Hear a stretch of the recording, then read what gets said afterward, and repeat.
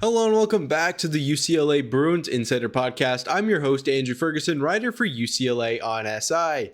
Today, we're going to be taking a look at the women's basketball team, kind of what to expect entering their Final Four matchup against Texas. This is not a game preview by any means, but just kind of evaluating the strengths and weaknesses of UCLA, from what we've seen from this, March Madness.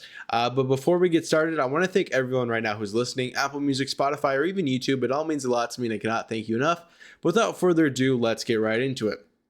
So obviously UCLA is back in the Final Four, exactly where they were 1 year ago when they faced off against UConn. Obviously UCLA would lose that game by, a big amount. It was ugly, definitely a chapter UCLA wants to close regarding its future. But again, they made the Final Four for the first time in team history, and they're going to go back-to-back with the Final Four appearance this season. And what's amazing about this team is how experienced it is. I really do believe this team has what it takes to, go to the national championship. They are going up against Texas, the only team who was able to beat UCLA this season. That happened back in November. Obviously, Texas has picked up a few more losses than UCLA has, as the Bruins would go undefeated since that game. But again, for UCLA and what I've seen, I'm not too sure if I can trust them that much. I know they have the talent, the skill to get it done. But there are a few weaknesses that I do want to kind of point out. The first one being ball security. I think this was highlighted in the Duke game where UCLA had 12 first half turnovers. They finished the game with 18, so they definitely cleaned it up in the second half. But against teams like Texas, UConn, even South Carolina, if any of those teams were to come into the national championship game, will give UCLA a run for their money and not let them to come back into that game. I mean, we saw in the Duke game, I think there was like an 8-minute stretch where, the Blue Devils could not score the ball. That is not going to be the same for when UCLA has to play Texas or even UConn or South Carolina in the final. It just doesn't seem realistic. And there are a lot of factors that kind of go into it. Obviously, Lauren Betts has kind of had a turnover problem all season. She leads the team with 2.3 turnovers per game. Charlize Lager-Walker, she's kind of cleaned it up, but not exactly where she wants to be. She's averaging 2.1 turnovers on the season.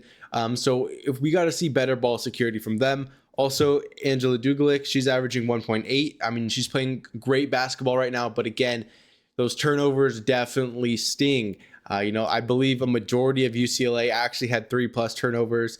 It's hard to get 18 without, that many people having that many turnovers.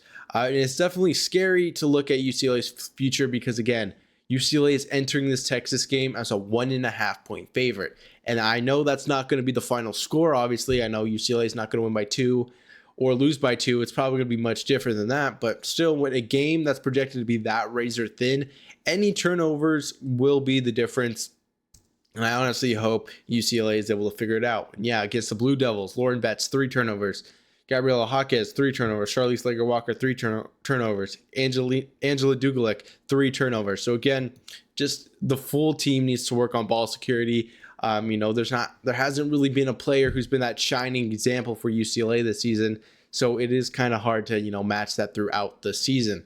The next thing I want to talk about is going to be offensive consistency, especially from UCLA starters. I mentioned how Angela Dugalic has been playing some of her best basketball. I believe against Duke, she scored 15 points. No one else on UCLA's starting 5 had, double digits besides Lauren Betts, who scored 23. And that is concerning because we know how UCLA struggled last year in the Final Four against UConn.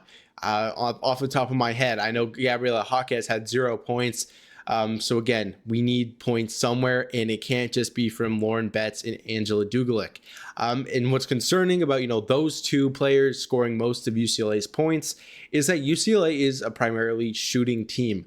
What I mean by that, obviously, Gianna Neepkins is deadly from beyond the arc. Same thing with Gabriela Jaquez. Charlize Lager-Walker could be put in that category. Same thing with Kiki Rice. I mean, they are good at shooting the ball.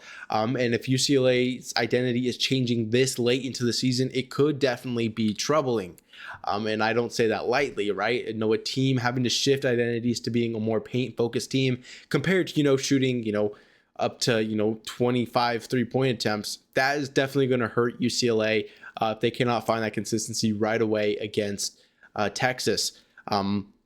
but I do see improvement. We know how inconsistent UCLA can be at times, and then the next game they pick it up like nothing ever happened. But I definitely want to see Gianna Neepkins and Kiki Rice definitely make more of an impact. I think their skill sets will allow them to ultimately. I know Neepkins has not really had the best March. But again, we know how good she is as a scorer. I think she's like a 50, 40, 90 shooter. So again, she has the talent to, push UCLA over a team like Texas. And that's what we are going to expect. Transfers are supposed to push UCLA to the next level. If they fail to do that, what's the point of transferring at all? So again, obviously not the best statement to make, because obviously transfers helped UCLA get to this point, but they need to be the players who are going to push the needle for UCLA. And that is definitely concerning for the Bruins. And yeah, those are really the two main weaknesses that I kind of pointed out.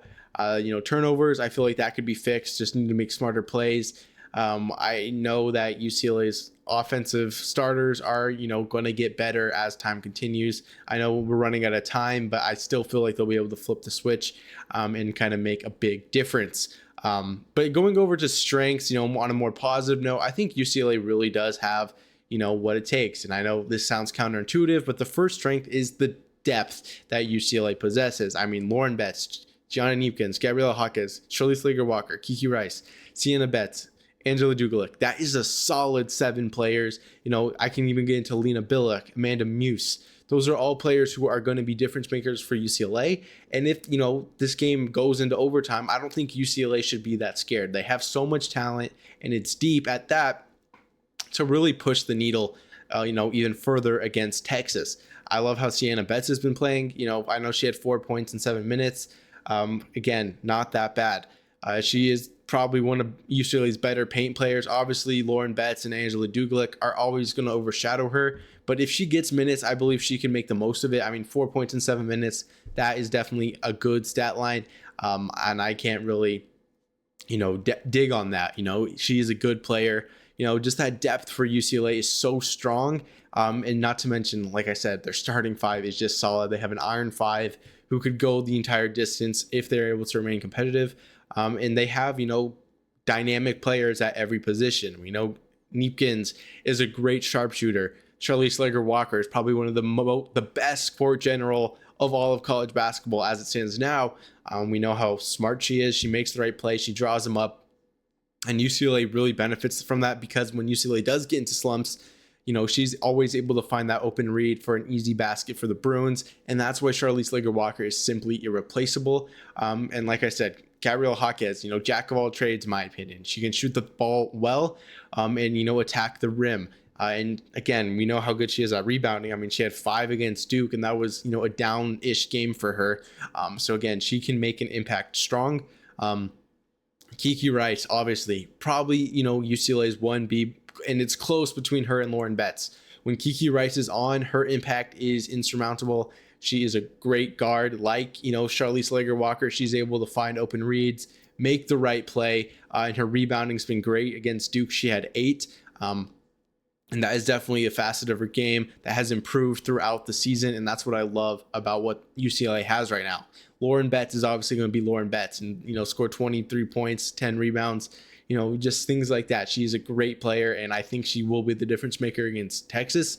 And, like I said, just so much talent. And then not to mention, again, kind of going back to the depth, you get past that starting 5, you still have to deal with Angela Dugalic. She is an absolute monster recently. I mean, 15 points, 6 rebounds, 4 assists. Her 3 turnovers kind of hurt, but she had a great performance against Duke. And she can build off that. UCLA has a great 6th person or 6th woman, if you will. And obviously we know she is, because I think she won the All Big Ten 6th Player of the Year award. And just, confirming what we already knew about her. So again, that is definitely one of UCLA's strengths. Defensively is also another UCLA strength, in my opinion. I mean, although they did have, 18 turnovers, they were able to get 7 steals, 5 blocks on top of that to kind of neutralize their turnovers. And like I mentioned earlier, that they had like an 8-minute stretch where Duke could not score a basket, and that was in the third quarter. UCLA was able to outscore Duke 20-8. Again, just another testament to how good their defense truly is. And I really think that's going to be the difference maker against better teams. We know defense wins championships. this season. I believe UCLA is only giving up 56.9 points per game. Texas kind of wins that edge because they give up 55.9. But again, UCLA's offense is just absolutely incredible. And I really do think they'll be able to tear up Texas if they can really, remain consistent on defense throughout the game, be pesky, force those turnovers like we saw in that third quarter against Duke. And, I already kind of mentioned it in the, talking about the starting five and the overall depth, but how dynamic this team is just going to help them win even more. So if you are confused about who to pick against UCLA versus Texas, I think your best bet is to bet on the Bruins. Even though Texas beat them back then or in November, things have definitely changed. I feel like UCLA has been able to find the rhythm. Well, Texas has kind of gone off path. UCLA's ranked wins between then are absolutely incredible. And I honestly think, that UCLA is going to be the team to beat. Obviously, there's UConn, but I just like UCLA in this tournament overall. Even from a non-biased standpoint, I know, I have this, the UCLA Bruins Insider podcast right here, but still it doesn't matter. I think UCLA is going to play an amazing game against Texas. And I think a win here also is going to, completely close the story for UCLA. I mean, we're talking about, potentially facing two teams who are UCLA's last two losses, right? You beat Texas, you get revenge from, the loss in November. You beat UConn, you get revenge from the Final Four, humiliation ritual, right? I mean, that is exactly what's on UCLA's mind right here. And I don't think they're going to, let that pass them up. UCLA is a great team right now, and I love their odds at winning. But that's all I really have today, guys. I hope you enjoyed this podcast. I'm your host, Andrew Ferguson, and as always, fours up and have a good day.